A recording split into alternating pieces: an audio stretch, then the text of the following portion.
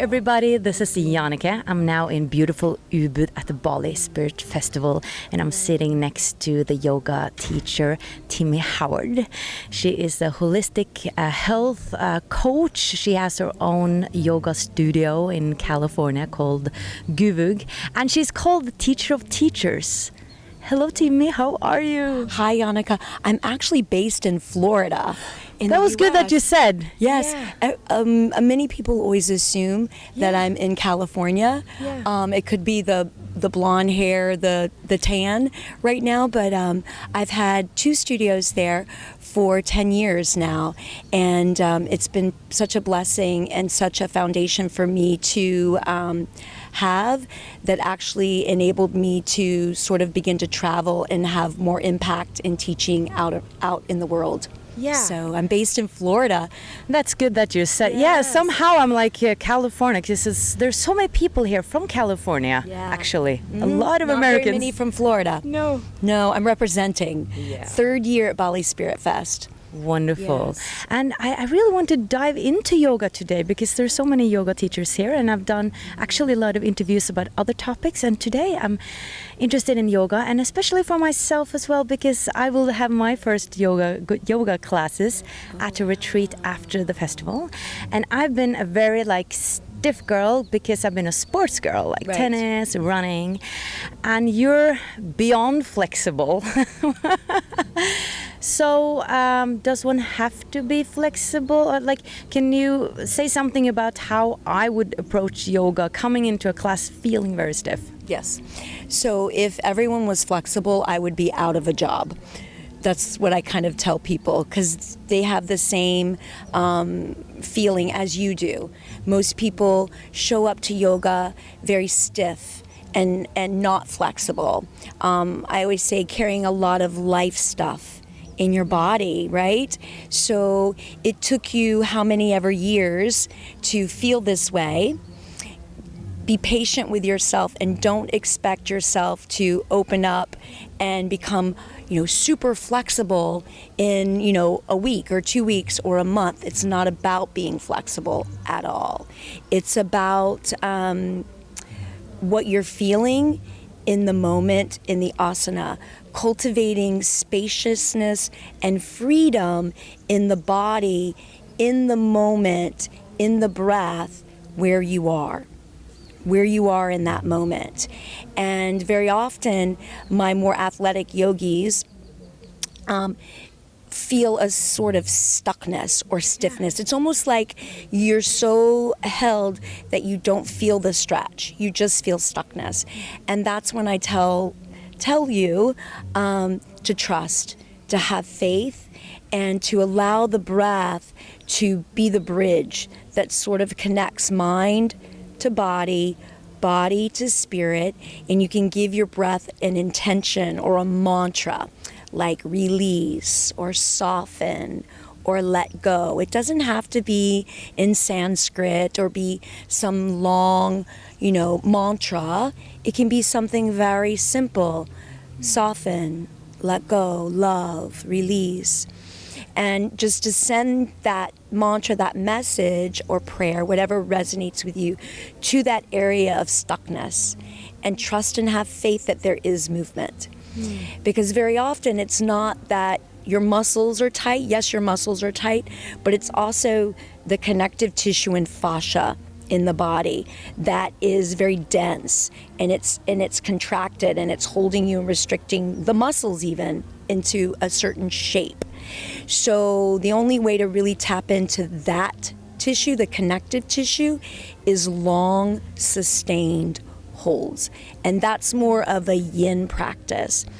So what I teach and what I love to share is both the Vinyasa flow, which targets the muscles, the stretching of the muscles, that pumping, more athletic movement, considered a yang practice, Vinyasa. And the yin practice, more feminine, more passive, that targets the connective tissue, ligaments and tendons. So by practicing both Vinyasa yang, yin, you're targeting and addressing the body as a holistic practice, not just the muscles, not just the connective tissues, but everything together. And so you'll find more space, more freedom, more flexibility, more range of motion quicker. People like that because we live in a society of instant gratification, right? Internet, YouTube, social media. So when I teach in this style, people see progress much quicker. And so that keeps them coming and showing up. And pretty soon you let go of the result-oriented focus. It's less about getting into a split or getting more flexible and more about the feeling that you feel in your body and the way you act and show up in your life as a person. Right, and because I really want to try this now, because I do so many interviews about it, I meet so many yoga people, and I'm like... never practiced yoga? I tried twice, 10 years ago or something, but I got impatient, and it was hurting so much that I was like, I'm not enjoying myself, and I like running, it's going faster and action, yeah. Yes. But I'm very interested in like the taking what you do at the mat over to your life, like that philosophy, because yoga is... There's no separation. Right. There's no separation. I always say how you do some things is how you do everything. And our time on the mat, whether it's an hour or an hour and a half or 2 hours even, is just an exploration or a playground, sort of your laboratory of how you act and show up in your life off the mat. And that the advanced practice, this is the beginner's practice on our yoga mats, right? It's easy to be peaceful and present and loving and patient and kind when it's just you on your little 3 by 6 foot piece of world. When we roll up those mats and we step out off the mat, and into our lives, into the world, that's the advanced practice. So what yoga does is, through the movement, connecting the mind, the body, the spirit together, we create new habits in the body, in the physical body, new ways of moving. And when we create new ways of moving in the body, it creates new neurological pathways, new ways of thinking. That's so interesting, because I was going to ask you about that, because you've said somewhere that yoga has a formula, a science. The Vinyasa style yoga that I teach is based off of Ashtanga. And so Ashtanga means 8-limbed. So 8-limbed practice, an 8-limb practice. So very often, like in the Western world, we're so focused on the asana when that's just one branch. When we incorporate all 8 branches of yoga, the yamas, the niyamas, the pranayama, the asana, the pratyahara, dharana, dhyana, samadhi. It's 8 limbs and their principles, observances and adherences, and physical asana and breath, and then inward focus, withdrawal of senses, bridges us into concentration, meditation, samadhi, ultimate bliss or oneness or union. Just so I understand, you're saying that there are many branches of yoga, and not many every... branches of like formula, like you were saying, like a science or a formula. So there's 8 tools. Let's call them tools. Okay. 8 tools, not just asana. And asana is physical? Is the physical. Okay. So we get focused on the physical. Right. Yeah. Because I'm not that familiar with the words, the terms. That's only one. Yes. So when we incorporate all 8 and bring them together, it's magical. It's a holistic practice. And some people show up to yoga coming from a physical practice, like you said, you're an athlete. So you're showing up with a connection to your physical being. Some people show up to the yoga mat with a meditation practice. So they're already still in the mind, but perhaps their body is needing some opening up, some stretching, some strengthening. And so they come from the meditation. So usually it's one branch that we connect with very strongly, whether it's meditation or maybe in India, very strong pranayama practices. Breathing? So breathing. But then ultimately what I found with most people is they find that they need all of them to help support the practice eventually. So let's get back to, you said something about that it will rewire your brain when Literally. you do it. Wow, how so? Yeah. Well, like I said, we use the physical body and the breath because this is our temple, right? This is and all we are lines of energy. In yoga, we call them nadis, Nadis, or yoga nadis. They're considered to be, or meridians, you may have heard them called meridians. Yes. Psychic channels, psychic pathways of communication. And through those nadis, prana or chi, life force flows, right? So when we're breathing, when we're moving, even in meditation, we are manipulating those nadis, those psychic channels. We're opening them up so that the prana, the life force, flows freer. And inside of our bodies, we hold samskaras, or psychic knots, or patterns of holding, let's say.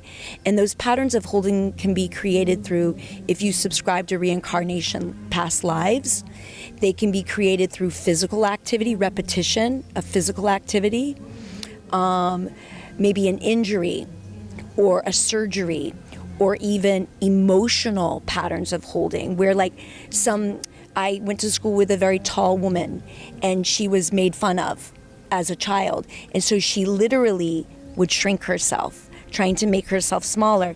And she created kyphosis in her spine, in her back, where she had a hump and was rounded in her 20s, right? So she had an emotional samskara in her body. Through yoga, we start to open up and release those samskaras, those psychic knots. And when those psychic knots, those samskaras are released, our energy, our lines of psychic communication can flow freer through the body. We start thinking clearer. Our digestion is better. We breathe deeper and fuller. We're more oxygenated. We stand up. We're literally more open. And our habits, the way we move physically, creates new neurological ways of thinking. Those channels are open. So you can change your thought patterns, because we basically think the same thoughts every day. Your heart opens up, your mind opens up, your body opens up, your world opens up. Wow. And usually it's funny because it's your friends or your family or the people closest to you that notice it first. Like, we won't notice it. But what I've heard, and I used to hear this when I first started yoga as well, my family would say, you need to go to yoga. You're starting to act, you're grumpy. You need to go to yoga. Please go take a yoga class. Because what they witnessed was I was more patient, more loving, more open, more kind, more present when I was practicing yoga. So very often with a consistent practice, those shifts and changes, those moments of awareness, those moments of consciousness, those moments of freedom and love and bliss become longer and longer and longer and longer and longer. So eventually the periods in your lifetime where you're open and you're present and you're loving and more conscious and aware just become all the time. Your whole life is yoga. Does that make that's sense? why I want to start with this. I'm so inspired now. So, how did you feel the difference in your life? Like, for how long did it take for you to feel a change? It's still going on. Right. Do you know?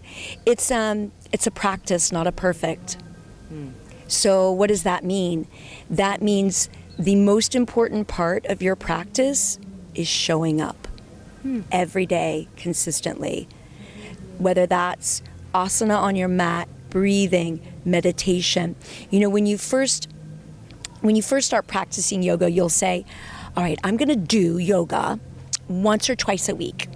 And then the next thing you know, you're like, this feels great. I'm going to do my yoga 3 or 4 times a week. And then pretty soon you're like, I'm just going to do a little bit of yoga every day, right?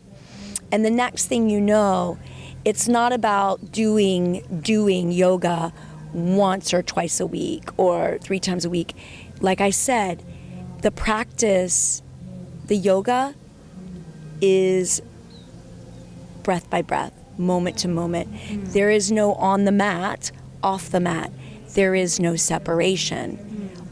Everything is yoga. This is yoga right here with us. You're present with me. You're listening to me. You're open. You're receptive to what I'm sharing. This is yoga. Making love is yoga. Cooking dinner is yoga. Petting your dog is yoga.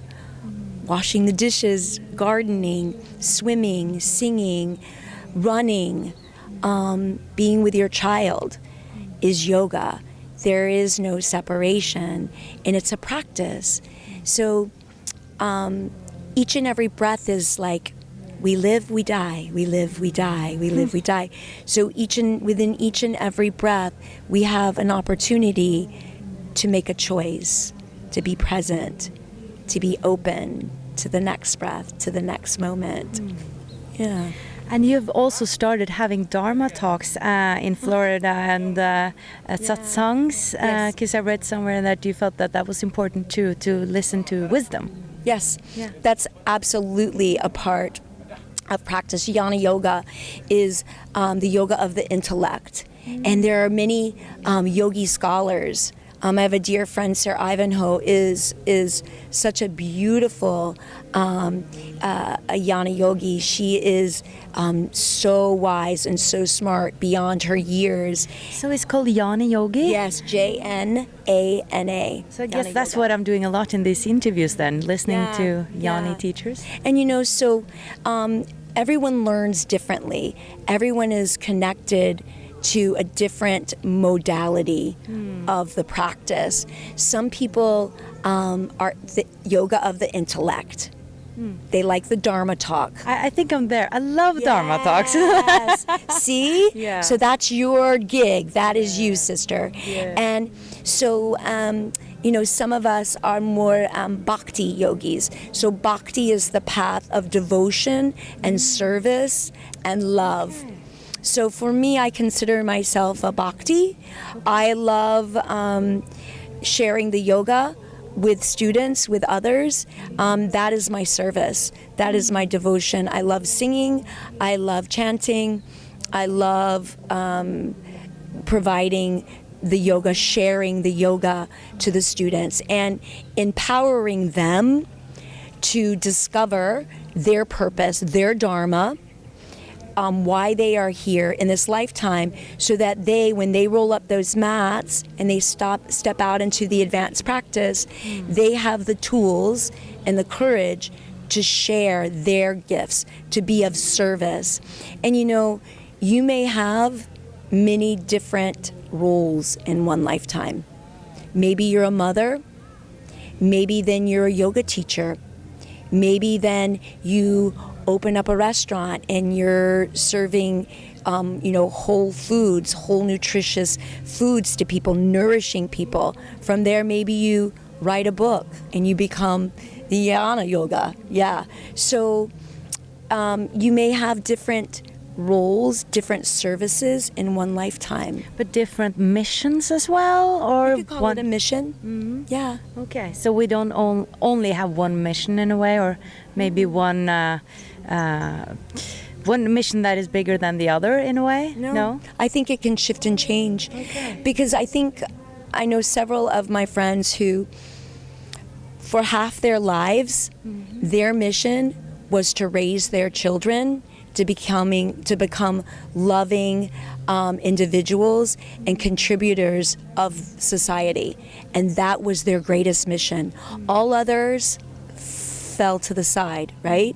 But then when their children leave home and they go out and they serve their purpose, many of them say, now what? Now what? I've fulfilled that mission. Now what is my dharma? What is my purpose for being here?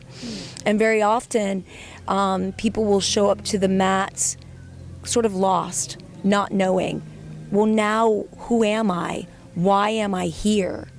And so the yoga, those tools, provide them a way to come back into alignment, mind, body, spirit. And when we come into alignment, mind, body, spirit, we remember who we are and what we're made of and why we're here. And so you may just organically be like, I'm passionate about yoga. And that yoga doesn't mean that you'll be a yoga teacher or have any connection to do with what we consider classical yoga. But it will take you on a path to discover. It will open up a new path for you. A new path for you. That's exactly right. Wow. Beautiful. Yeah. I'm so inspired now. That's why we're here. Yeah. To inspire one another. Yeah.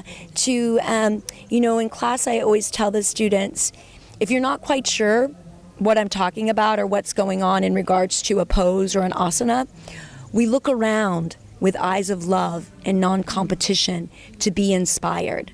Because we're all connected, and we allow one another, we allow each other to inspire one another, to see what we're capable of doing, to open our minds up to the possibility of something bigger than ourselves, greater than ourselves, because we can get so confined, right, in our own minds.